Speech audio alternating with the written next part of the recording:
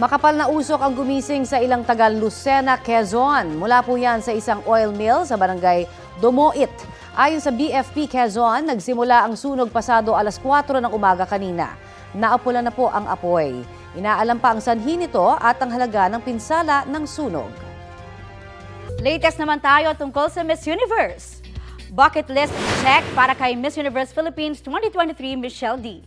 After a long trip to Kalinga, na-meet at nakapagpatattoo na si Michelle kay Apo Wang-on. Matatandaan na ang legendary mambabatok at Presidential Medal of Merit recipient ang inspirasyon sa iconic gown ni Michelle sa nakaraang Miss Universe pageant. Nagbabalik as host si Alden Richards sa Coronation Night ng Miss Universe Philippines 2024. Co-host niya ang Phil-Am Beauty Queen at Miss Universe 2022 na si Arbony Gabriel. Mainit naman ang pagsalubong ng Pinoy fans kay Miss Universe 2023 Shanice Palacios kahapon. Chinika sa inyong kumare ng Nicaraguan Pride ang bet niyang matutuhan dito sa Pinas. Mabuhay Philippines! Hola Filipinas! It's a pleasure to me be here. Learn more about your beautiful country, Philippines. And obviously know more about the beautiful language that you know. I'm really interested about it. Mabuhay! Maraming salamat po. Opo. Mga mare at pare, what if maging lumpia kayo for a day? Anong klaseng lumpia ka kaya? Ako, sexy lumpia. Kasi 'di ba, para may korte yung lumpia. Okay. Nakilala sa Level Up at Not Your Typical Lumpia Recipes ang ating live na makakakwentuhan ngayong umaga. Ang binansagang Lumpia Queen at People's Voice winner sa General Social Food and Drink category ng 28 Webby Awards. Abigail Marquez, magandang umaga at welcome sa Balitang Hali, Abby. Good morning po. Thank you for having me. Abby, anong pakiramdam at reaction mo nang malaman mo na isa ka sa winners ng 28 Webby Awards? Sobrang saya po. Nakakaiyak sa saya. Kasi matagal ko na siyang pangarap eh. And ito na yung parang kung magkakapangarap na yung mga creators or yung mga talents in the digital space, ito na po yun. Parang, kumbaga, ito yung Oscars ng mga creators. And first, hindi lang po kasi siya recognition of the hard work that I put in my videos, pero dito ko po na-realize na yung Filipino food, may laban pala siya internationally. And nagkakaroon tayo ng representasyon sa mga international platforms na ganito. Kaya I think right now, this is just the start and we have so many spaces pa to fill yet in the digital space. Napakaganda po nitong recognition. Tama, no? Kasi napaka-prestigious at first Filipino recipient ka. Diba? Yes, Itong award na ito. Pero ano sa tingin mo yung naging edge ng iyong mga content at Lumpia Queen branding mo? Okay. First po is the quality actually of my videos.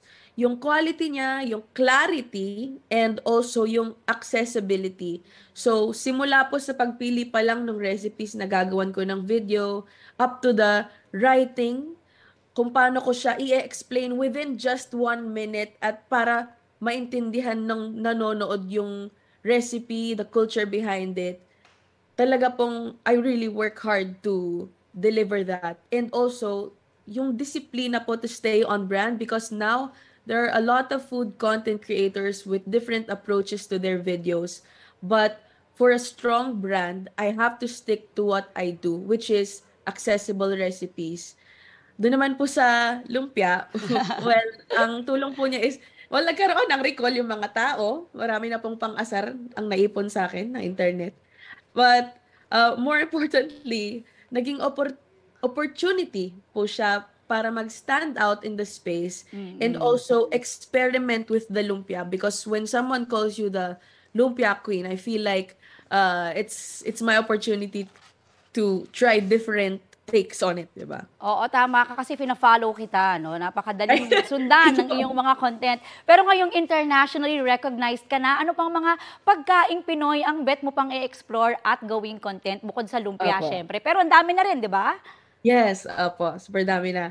So, siguro po ngayon, my focus would be to the lesser known Filipino food. So usually po, di ba, sinigang, adobo, ang sasarap na mga yan. But I feel like marami pang masarap na pagkaing Pinoy. So recently po, I featured ginisang munggo, which also went viral. Tortang talong, one of my most viral videos ever, na after posting a tortang talong recipe, very humble, right? People from international audiences, nakikita ko ginagawa na nila. Japanese, people from Africa, they're trying our Canto-style fried chicken. And recently also, menudo, creating twists to this masasarap na Filipino food. So, I'm really looking forward to see ano pa yung papatok internationally na mga parang, para sa ngayon hidden gem pa na Filipino food.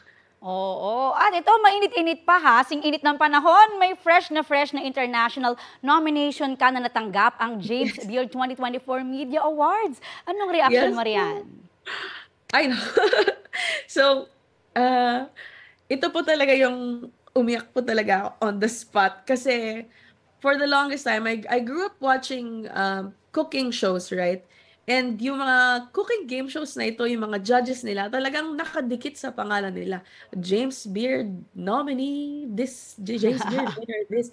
So, parang matagal ko na talaga siyang pangarap. And for me, napakalayo niya eh. Siguro if you ask me 3 years ago, napakalayo niya. Hindi ko akalain na kukuha ko siya. Yung nominations pa lang, guys, ha? Pero, grabe na kasi for me na that's still a big honor, you know? So, nakakagulat siya, pero again, nakaka-proud, sobrang happy, and again, it's an opportunity for us to show the Filipino talent in this level of a platform. Global na, no? Pinoy Pride. Maraming salamat and congratulations sa iyo, Lumpia Queen Abby Marquez. Thank you po.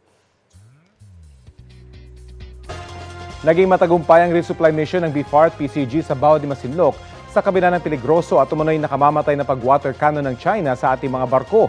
Narito ang aking report. Attention all crew, Code Zebra. Baka may butas yung diri natin, yung hal natin. Sa paghaharap ng mga barko ng Pilipinas at China na tila paghaharap ni David at Goliath, apat na barko ng China Coast Guard kasama ng mga Chinese militia vessel ang nangharap sa BRP Bagakay ng PCG at BRP Dato Bangkao ng BFAR ayon sa PCG.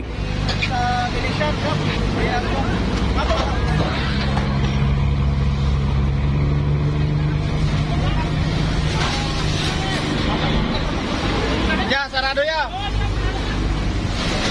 Libre yung ano. Sa isang punto, nagkabanggaan na ang mga barko ng BFAR at China Coast Guard. Babangga! Woo! Sapol! Bumangga! Sa mapang ito, makikita kung paano umiwas ang aming sinasakyang barko na BRP Bagakay sa mga pagharang ng China sa loob mismo ng Exclusive Economic Zone ng Pilipinas. If we're going to look at how it bended the railing of the Philippine Coast Guard vessel because of the water cannon, obviously that would be very fatal. It just goes to show that Goliath is becoming more Goliath. No? They don't hesitate to use brute force to violate international law. Habang inaasas ng mga Pilipino ang pinsalang tinamo ng dalawang barko, nakasunod pa rin ang China Coast Guard, maging ang kanilang Navy. Paikot-ikot din ang isang P-3 Orion reconnaissance plane ng Amerika. Sa may 80 kilometrong layo mula sa Panatag Shoal, itinuloy ang misyon. Ipinamahagi ang dala nilang libreng krudo at iba pang supplies. Malaking tulong sa mga mangingisda na ang ilan. Personal din daw na nakaranas ng pangaharas ng China. Bagamat bihira na raw itong mangyari ngayon, mahirap pa rin mangisda sa Panatag. Medyo limitado pa rin. Kasi kung hindi nila pinapayagan yung malilit na pangkat papasok sa loob. Sa labas-labas lang po. Ayon sa Philippine Coast Guard, hindi sila titigil sa pagtulong sa mga mangingisdang Pinoy kung saan man sila naroroon. We're not going to be deterred. We're not going to yield. Despite of all this harassment and provocative action, hindi kami mapipigilan ng China. Yes.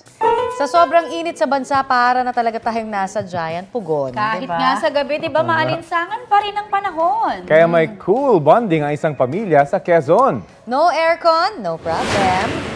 Kahit hindi na-carry ng ventilador ang mainit na panahon dahil ang pamilya Talisayon ay mayroong Beat the Heat solution, presenting Kulambu Style Camping. Sa kanilang balkonahe, naglatag ng kutsyon at iba pang sapin. Dahil Kulambu ang animoy tent, presko ang simoy ng hangin. Paalala lang po, safe daw sa kanilang lugar, kaya safe and sound ang kanilang tulog. Patok sa netizens ang kakaibang staycation.